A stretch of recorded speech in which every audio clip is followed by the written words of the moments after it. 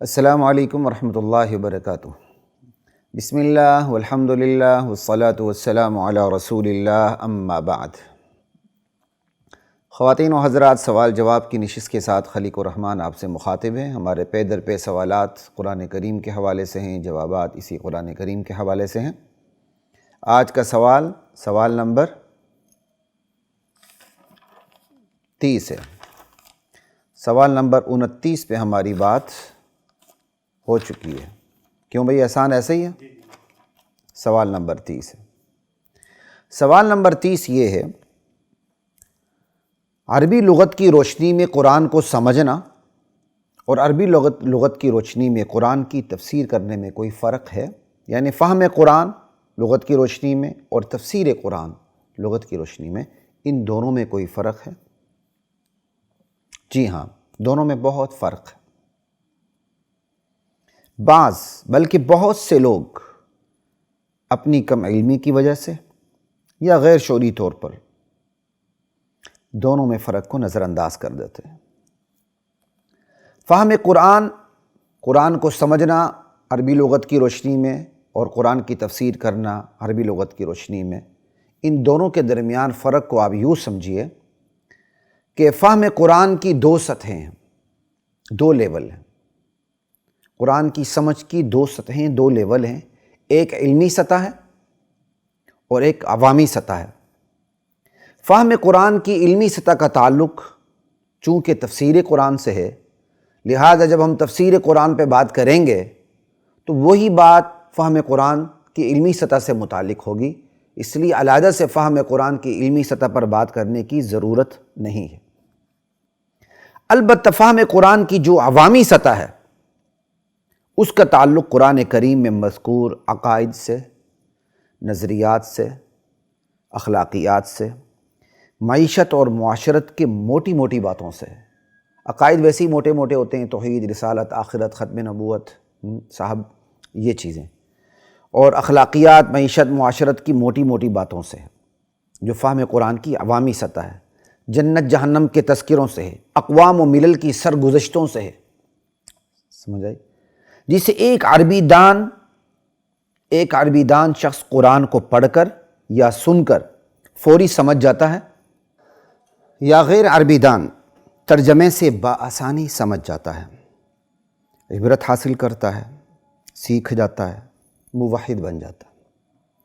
ایسے میں یہ کہنا بالکل برحق اور بجا ہے کہ لغت عربی کی روشنی میں، یعنی محض عربی دانی، الفاظ کے معنی کو جاننے یا ترجمہ کی بنیاد پر علم قرآن کی جو یہ عوامی سطح ہے بالکل مفہوم ہو جاتی ہے، سمجھ شریف میں آ جاتی ہے۔ لیکن فہم قرآن کی اس عوامی سطح کی بنیاد پر یہ کہنا کہ لغت کے زور پر، یعنی محض عربی دانی کے زور پر کہ عربی کے الفاظ کا محض ترجمہ آ گیا، اس زور پر تفسیر قرآن کی جا سکتی ہے، اس سے بڑی جہالت اور اس سے بڑا بلنڈر کوئی نہیں ہو سکتا۔ تفسیر قرآن کی تفسیر کرنا ایک علمی سطح ہے، جہاں محض عربی دانی کافی نہیں ہوتی، عربی کے الفاظ کو جان لینا کافی نہیں ہوتا، وگرنہ تمام اہل زبان مفسرین ہوتے تمام اہل زبان، تمام عربی مفسرین قرآن ہوتے۔ اصل میں اس میں ہماری سماج کی سائیکی کا بھی بہت بڑا دخل ہے۔ ہم اپنے بچے کو کسی برانڈ کے سکول میں داخل کرواتے ہیں نا، وہ جب انگلش کے 2 لفظ بولنے لگتا ہے، ہم کہتے ہیں واہ ہمارا بچہ بڑا ذہین ہے، بڑا پڑھا لکھا بن رہا ہے۔ یعنی ہم نے اپنے آقاؤں کی زبان کو، جنہوں نے ہمارے باپ دادوں کو کھوتوں کی طرح استعمال کیا، جب ہمارا بچہ ٹیڑھا منہ کر کے اس کو بولنے لگتا ہے تو ہم اس بچے کو پڑھا لکھا سمجھنے لگتے ہیں، اور بہت بڑے پڑھے لکھے کو اگر انگلش نہ آئے تو ہم اسے ان پڑھ سمجھتے ہیں۔ سمجھائی؟ یہی سائیکی ہم نے قرآن کے بارے میں بھی استعمال کرنی شروع کر دی ہے، کہ جسے وہ ملتی جلتی، پوری تو بات نہیں ہے، مشابہت من وجہ ہے، کہ جسے عربی کے الفاظ آ جائیں ہم سمجھتے ہیں کہ بس یہ تفسیر قرآن کر سکتا۔ جیسے بالکل انگلش کے 2 لفظ ہمارا بچہ بولنا شروع کر دے، ہم اسے بہت بڑا، یعنی پڑھا لکھا پتہ نہیں کیا سمجھتے ہیں، کہ یہ تو بس ابھی سکندر اعظم بن چکا ہے۔ بہرحال عربی کے الفاظ کے معنی کو جان لینا کافی نہیں ہوتا تفسیر قرآن کے لیے، وگرنہ تمام اہل عرب مفسرین قرآن ہوتے ہیں۔ محض عربی کے الفاظ کو جان کر تفسیر قرآن کر لینا یا سمجھ لینا، یہ تو بالکل ایسا ہی ہے جیسے ایک شخص پیناڈول کے فوائد و نقصانات کو جان کر ڈاکٹری کا دعویٰ کر بیٹھے، یا ان پٹ آؤٹ پٹ ویلاسٹی کو سمجھ کر انجینئر ہونے کا دعویٰ کر دے، یا دستور پاکستان کو پڑھ کر رٹ کر اس کی ایک دفعہ کو جان کر مان کر سمجھ کر سمجھا کر خود کو قانون دان باور کرنے لگے، یا ڈیمانڈ اور سپلائی کے اصول کو سمجھ کر خود کو ماہر معیشت سمجھنے لگے۔ اللہ اکبر! یاد رکھیے، تفسیر القرآن باللغہ، جب تفسیر القرآن باللغہ یعنی لغت کی روشنی میں تفسیر قرآن کی بات کی جاتی ہے، تو ایسے میں لغت سے مراد محض عربی دانی نہیں ہوتی۔ کہتے ہیں نا لغت عربی کی روشنی میں قرآن کی تفسیر کرنا، ایسے میں لغت عربی سے مراد محض الفاظ کو جاننا نہیں ہوتا، محض عربی دانی نہیں ہوتی، بلکہ فصحیٰ عربی، کلاسیکل لینگویج، فصحیٰ عربی سے متعلق تمام علوم اس میں شامل ہوتے ہیں، جس میں صرف ہے، نحو ہے، بلاغہ ہے، اصول الفقہ ہے، اسالیب قرآن ہیں، سمجھ آئی؟ خود فقہ کی تعبیرات ہیں، اصول تفسیر قرآن جیسے علوم قابل ذکر ہیں اس میں۔ پھر اس میں تفسیر قرآن کے نبوی مزاج، صحابہ اور خیر القرون کے تفسیری مزاج کی رعایتیں بھی اس میں داخل ہو جاتی ہیں۔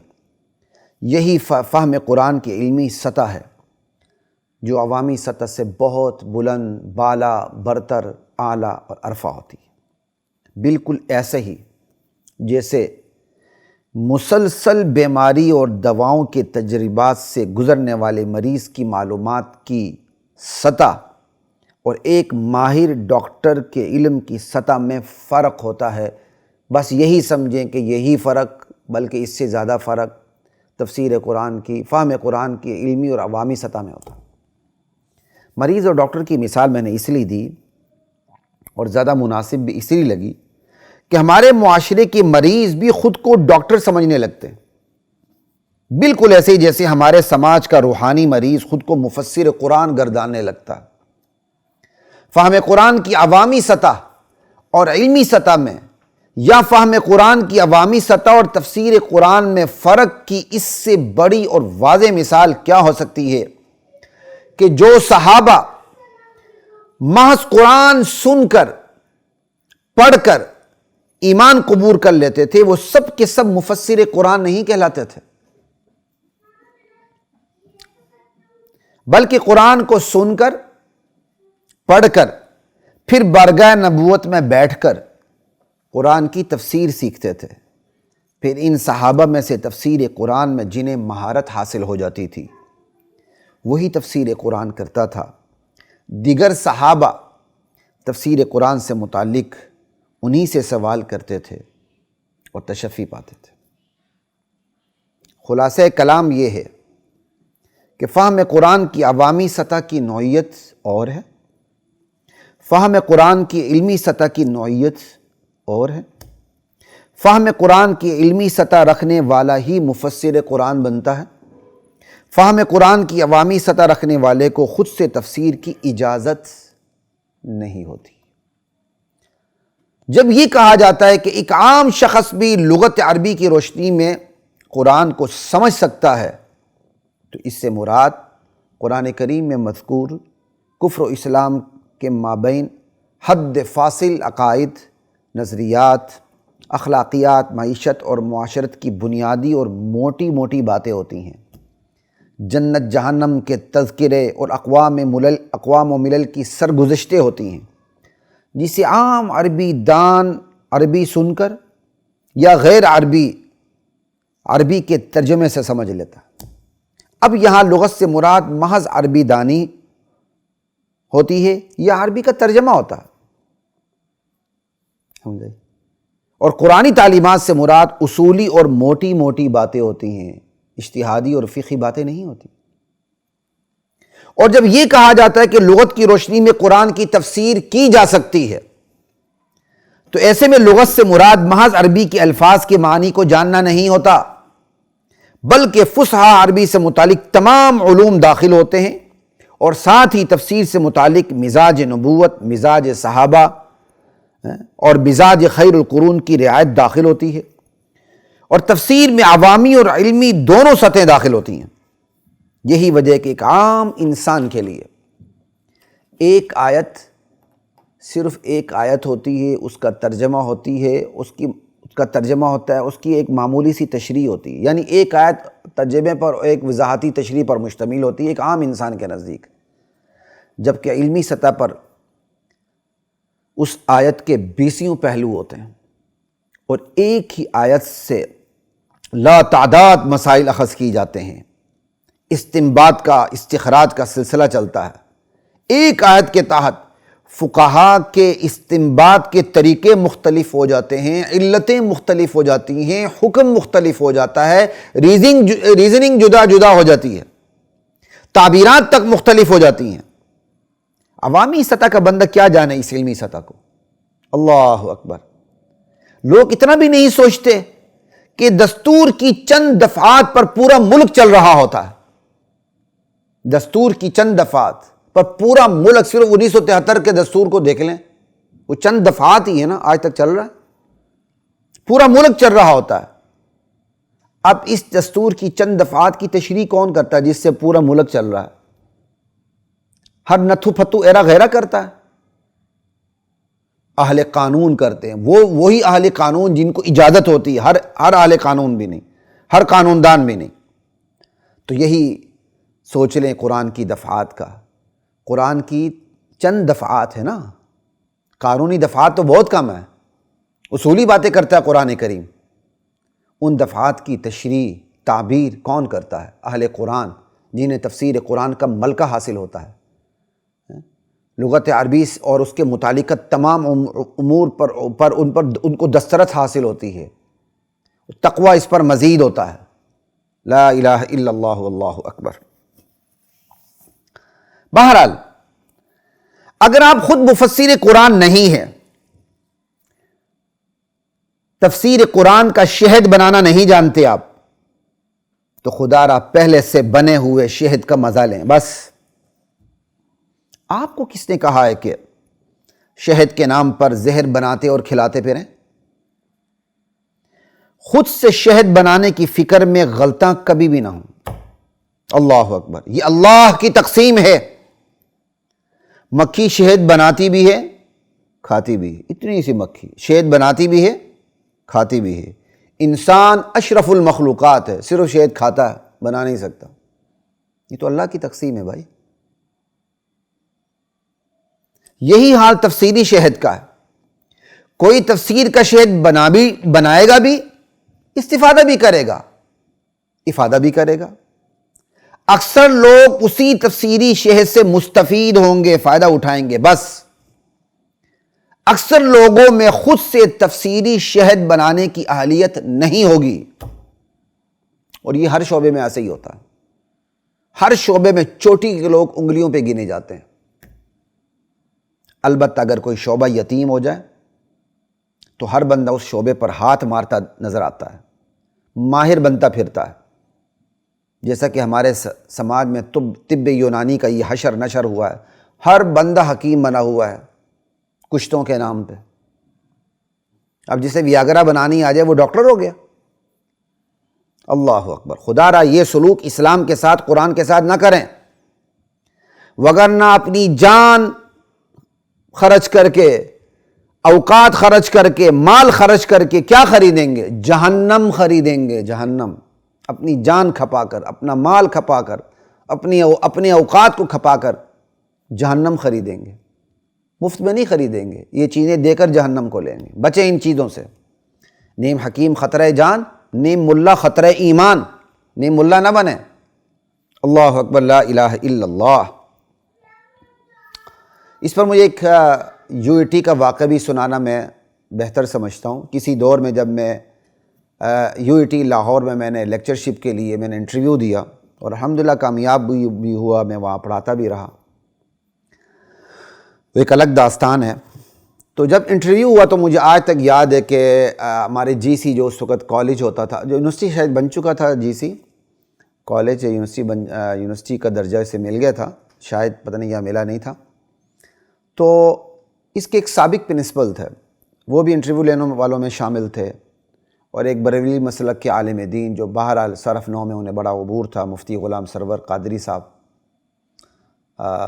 وہ بھی اس وقت حیات تھے، انٹرویو میں موجود تھے. تو مجھ سے جی سی کے سابق پرنسپل نے مجھ سے سوال کیا کہ بھئی آپ سورۃ الفاتحہ کا ترجمہ کریں. میری عادت ہے کہ کوئی آسان سوال کرے تو ذرا میں ہل جاتا ہوں کہ اس میں کوئی نہ کوئی بٹوین دا لائن کوئی بات ہے. میں ذرا غور و فکر سے ترجمہ کرتے کرتے پہنچا صراط الذین انعمت علیہم غیر المغضوب علیہم ولا الضالین. یا اللہ ان لوگوں کا راستہ دکھا جن پر تیرا انعام ہوا ہے، نہ کہ ان لوگوں کا جن پر تیرا غضب ہوا ہے جو گمراہ ہوئے ہیں، غیر المغضوب علیہم ولا الضالین. انہوں نے مجھے یہاں پکڑ لیا. انہوں نے مجھے یاد پڑتا ہے ایک حضرت تھانوی کا واقعہ دیا اور شاید ایک احمد رضا خان صاحب کا حوالہ دیا. شاید کہا جی ان دو ترجموں میں فرق ہے. ایک میں لکھا ہوا ہے کہ ان لوگوں کا راستہ دکھا جن پر تیرا انعام ہوا ہے، نہ کہ ان لوگوں کا جن پر غضب ہوا اور جو گمراہ ہیں. ایک ترجمہ یہ ہوا، اور ایک ترجمہ یہ ہے ان لوگوں کا راستہ دکھا جن پر تیرا انعام ہوا ہے، اور وہ لوگ وہ ہیں جن پر غضب بھی نہیں ہوا، جو گمراہ بھی نہیں ہے. اللہ اکبر. تو کہا ان دونوں ترجمے میں کون سا ترجمہ ٹھیک ہے؟ میں نے کہا جی دونوں ٹھیک ہے، دونوں ٹھیک ہے. اللہ اکبر. اہل علم حضرات سے کہتا ہوں غیر المغضوب علیہم کی جا کے ترکیب دیکھ لیں کہ ترکیب کیا ہے. یہ علیہم کی ہم ضمیر کی صفت بھی بن جاتی ہے، اور یہ غیر الذین سے بدل لیا اس کی صفت بھی بن جاتا ہے. تراکیب ہوتی ہیں، کمال کی ہوتی ہیں. بہرحال بتانے کا مقصد یہاں یہ ہے کہ جب میں نے کہا جی دونوں ترجمے درست ہیں، تو مجھے کہنے لگے ہمیں کیسے پتہ چلے گا کون سا ترجمہ درست ہے کون سا غلط ہے؟ اس طرح یا دونوں ہمیں کیسے پتہ چلے گا؟ تو میں کہا جی آپ کو پتہ چلنے کے دو طریقے ہیں. میں کہا ایک تو یہ ہے کہ آپ خاموشی سے مان لیں کہ دونوں درست ہیں.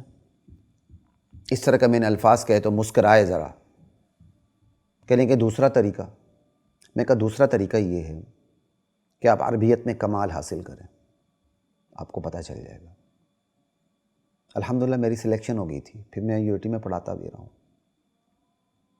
بات کرنے کا صرف مقصد اتنا ہے خواتین و حضرات، نیم حکیم بنے تو صرف جسم کا خطرہ ہوگا، صحت برباد ہو جائے گی، موت آ جائے گی.